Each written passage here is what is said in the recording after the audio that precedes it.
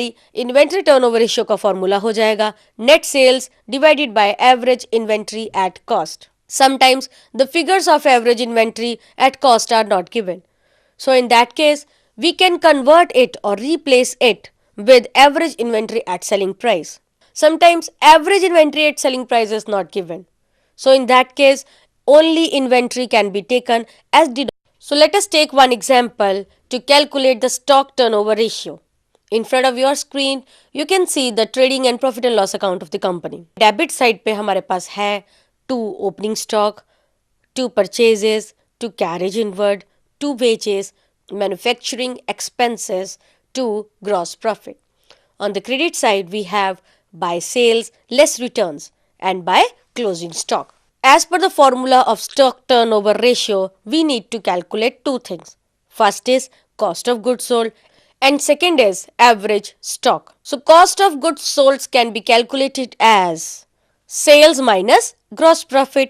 तो सेल्स है हमारे पास 3,45,000 की, इसमें से जब हम ग्रॉस प्रॉफिट माइनस कर देते हैं 71,000 के, तो हमारे पास कॉस्ट ऑफ गुड्स सोल्ड आती है 2,74,000. अगर हम कॉस्ट ऑफ गुड्स सोल्ड को दूसरे मेथड से कैलकुलेट करें तो हमारे पास आएगा opening stock 95,000 plus purchases 1,70,000 plus carriage inward 5,000 plus wages 12,000 plus manufacturing expenses 10,000 minus closing stock 18,000 and resultant variable is 2,74,000. So cost of goods sold को दोनों में से किसी भी मेथड के साथ कैलकुलेट किया जा सकता है. And second thing which we require is the average stock. Average stock का फॉर्मूला होता है opening stock plus closing stock divided by 2. Opening stock is 95,000, closing stock is 18,000, दोनों का सम आ गया 1,13,000. इसको 2 से डिवाइड कर देंगे, हमारे पास एवरेज स्टॉक आता है 56,500. Stock turnover ratio comes to 2,74,000 divided by 56,500 means 4.849 times और 5 टाइम्स. इसका मतलब ये हुआ कि एक साल में 5 बार हमारा स्टॉक जो हमारी एवरेज स्टॉक है वो कन्वर्ट हो जाता है सेल्स में. अब इस रेशियो को इंडिविजुअली इंटरप्रेट करने से बेटर होता है अगर हम इस रेशियो को इंडस्ट्री की बाकी कंपनीज की रेशियो के साथ कंपेयर करें और उससे हमें ये पता चलेगा कि whether this company is performing in a better way as compare to other companies of the same industry और not. So commenting upon the single ratio will not serve us a good purpose. Let us take one more example. Quick ratio is 1.5. Current assets are 2 lakh. Current liabilities are 50,000 and you are required to calculate the value of stock. यहाँ से हमें ratios अगर सिर्फ given हो तो हम उनकी वजह से उनके बेसिस पे किसी स्टॉक की या कोई भी hidden information calculate कर सकते हैं. So quick ratio which is given to us is 1.5 और quick ratio का फॉर्मूला होता है quick asset divided by current liability. Quick asset हमारे पास नहीं है लेकिन current liabilities हमारे पास दी हुई है 50,000 की. इसका मतलब यहाँ से हम कैलकुलेट कर सकते हैं quick assets की वैल्यू. So वो कैसे निकलेगी? Quick assets will be equivalent to 1.5 multiplied by 50,000 means 75,000. Now quick assets are 75,000 और current assets which are given to us is 2 lakh. अगर हम current asset में से quick assets को माइनस कर देंगे तो हमारे पास आ जाता है stock. वो कैसे?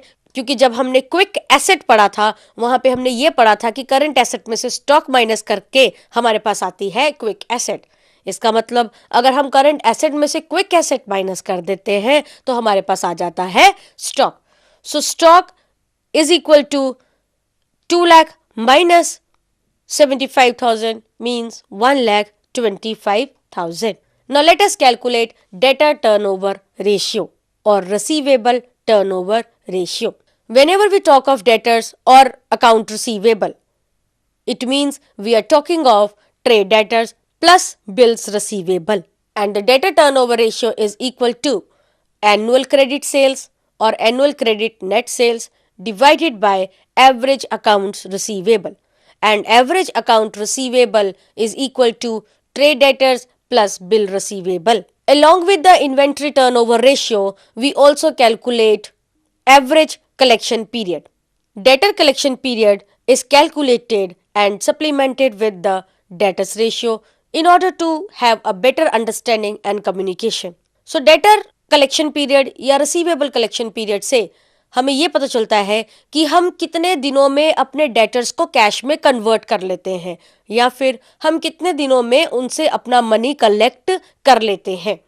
जितनी जल्दी हम डेटर से अपना मनी कलेक्ट करते हैं उतना ही बेटर हमारा वर्किंग कैपिटल फाइनेंसिंग भी होता है. So overall it gives you the better results. Formula for calculating receivable collection period और debtor collection period is accounts receivable divided by average daily credit sales, and average daily credit sales are equivalent to net credit sales on annual basis divided by number of days in a year.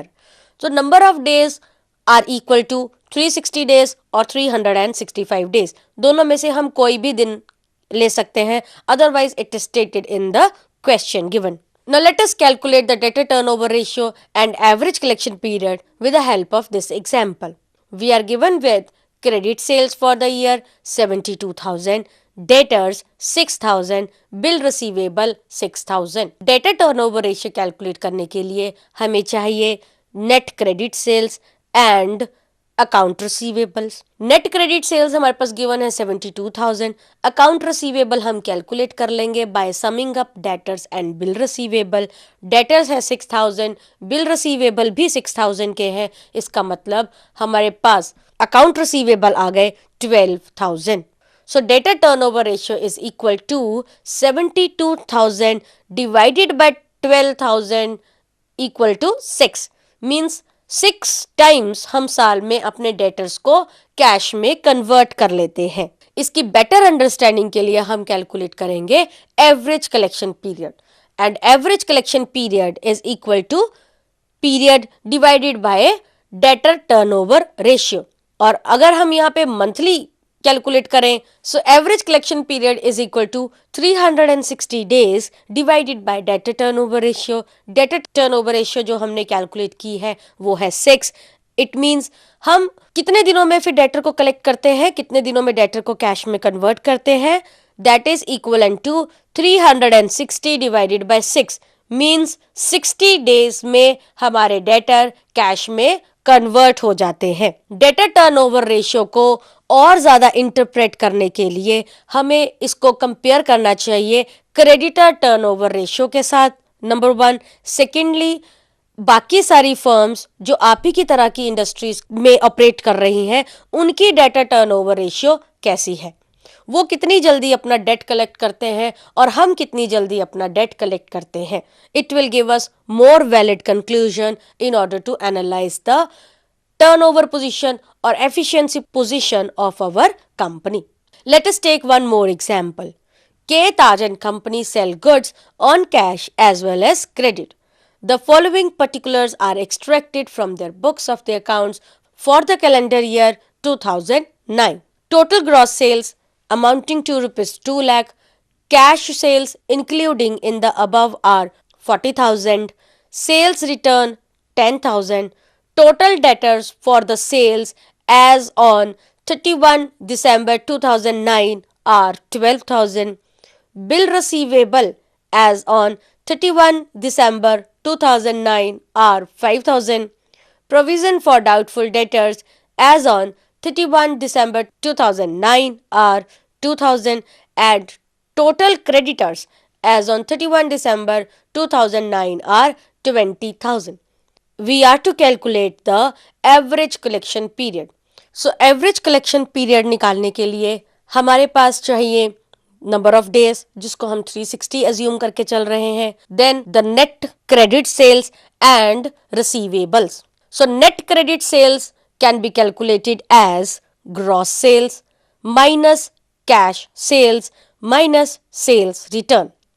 Gross sales are 2 lakh. इसमें से cash sales हम minus कर देते हैं 40,000 की और sales return है 10,000. So net sales और net credit sales comes to 1,50,000. और रिसीवेबल्स निकालने के लिए हमारे पास जो इंफॉर्मेशन गिवन है that is debtors and bills receivables. So debtors are amounting to rupees 12,000 and bill receivables are of 5,000.